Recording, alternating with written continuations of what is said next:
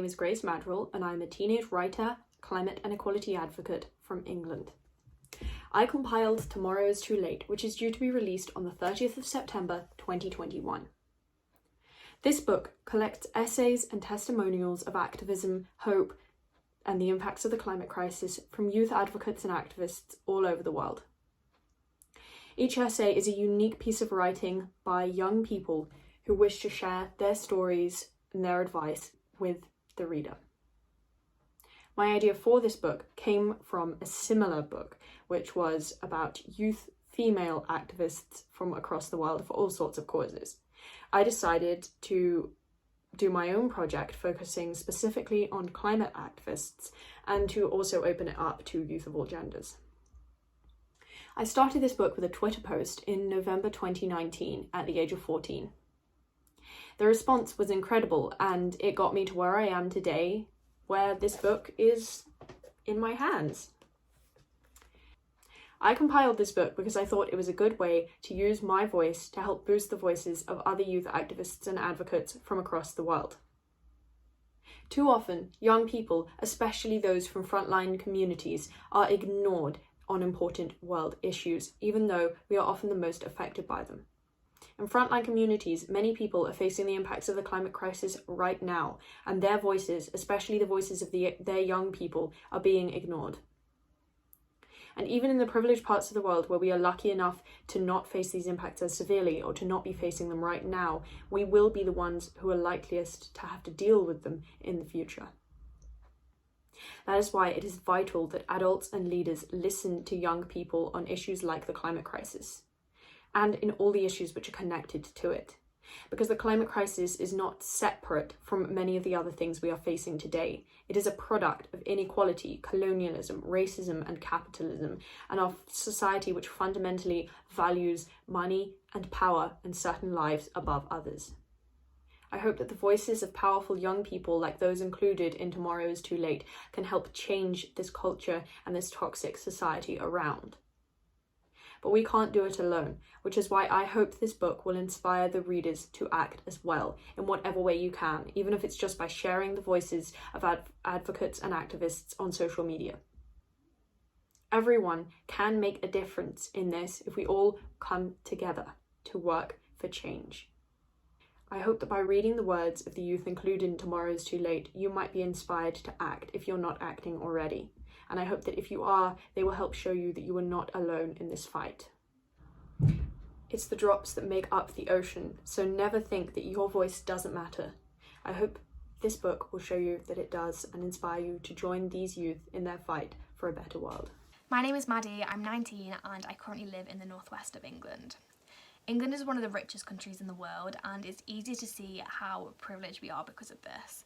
This means that there might not be as many obvious challenges that we face as a direct result of climate change.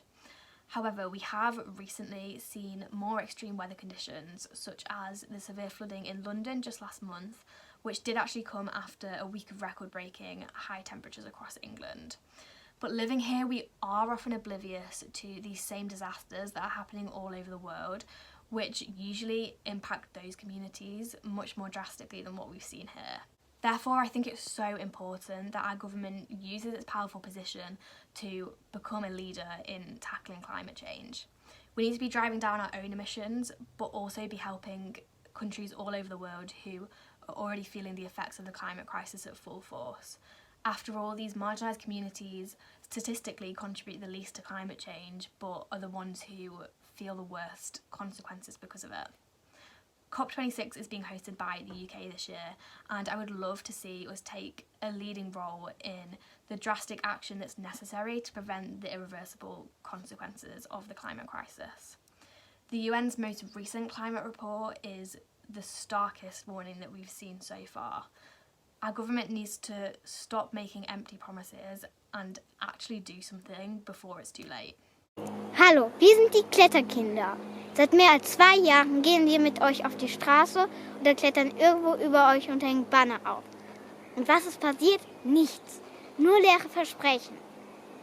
Sie haben unsere Köpfe getätschelt. Sie haben gesagt, dass unsere Proteste total wichtig sind.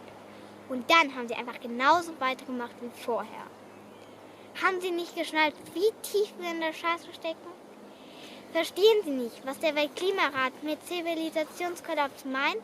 Oder wollen Sie einfach nicht wahrhaben, dass irreversibel ist und dass Kipppunkte sind? Das ist ein Kipppunkt. Das war mal ein Wald, ein Teil unseres Waldkindergartens. Hier haben wir vor ein paar Jahren noch gespielt. Dann kamen 2 Jahre Dürre. Erst haben die Bäume ihre Nadeln verloren, dann ist die Rinde abgefallen und dann sind die Bäume umgekippt oder mussten gefällt werden. Das ist ein Kipppunkt. Dieser Wald speichert jetzt kein CO2 mehr. Und selbst die Buchen, die wir noch vor ein paar Jahren mit unserem Förster gepflanzt haben, sind jetzt auch schon vertrocknet. Das ist ein Kipppunkt. Genauso wie das Eis in der Arktis, was dann schmilzt und kein Sonnenlicht mehr reflektiert. Oder wie die Korallenriffe, die sterben, oder die Regenwälder, die austrocknen und dann kein CO2 mehr speichern. Das sind Kipppunkte. Wenn man die einmal angestoßen hat, dann werden die immer schlimmer und schlimmer und die kann man dann nicht mehr aufhalten. Wir rasen auf eine Mauer zu und die Politiker feiern sich dafür, dass sie hinter der Mauer bremsen wollen. Scheiß Verein. Sie glauben vielleicht, dass wir leiser werden. Werden wir aber nicht. Wir alle werden so lange weitermachen, bis sie schnallen, dass es so nicht weitergeht. Wir werden weitermachen, bis sie eine Politik machen, die zum 1,5 Grad Ziel passt. Und wir werden uns nicht mit leeren Versprechen zufrieden geben. Alle für 1,5! Hi, my name is Meg Watts and I am a writer, artist and activist currently living in Norwich. I'm in my final year of study at the University of East Anglia and I am 21 years old. I wrote this essay for Tomorrow is Too Late because I feel intensely passionately about the climate crisis, about what it means for me and for my future, what it means for the lives of so many people struggling through just a complete neglect by their governments, by the institutions that fund our lives, the institutions that decide our lives due to their own financial agendas. I'm from the UK, I've always lived here. I've, unfortunately travelled. Something I touched on in my essay. I've travelled a bit, but I've always lived in the UK and I'm in an area that won't necessarily be too starkly affected by climate change at this very instant. However, having said that, we've seen a summer of just wildly unpredictable weather, storms, in Germany as well, huge floods in Germany. And that to me is, the IPCC report's out now, it's evident, it's the final straw. This is the last chance and the last warning we are getting as a race, and we know it's happening now. Humanity knows what's happening now. So for me, in my country, I have been lucky not to feel the brunt of climate change, partly because where we are based geographically, but also because of the fact that the UK is so wealthy, that the UK does have a history of just colonial domination of other places, the exploitation of resources of other places, that has allowed us to continue supporting this incredibly unsustainable and unhealthy lifestyle in a way that many people in the rest of the world have never been able to experience, let alone something that they're having to think about giving up because it's never been an option. So my experiences are the experiences of the privileged in this.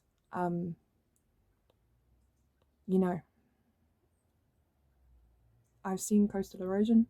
I've seen peat fires on the bogs, on the moors.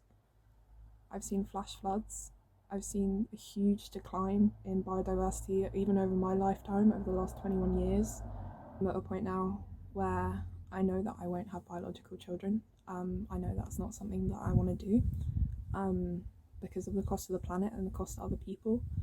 I'm at a point now where, I don't know whether I should learn to drive, even though I really need to for my personal life, but does my personal life really matter if it's not going to last, and particularly if it's a cost to everyone else? And those are all questions that I'm still sort of fighting with.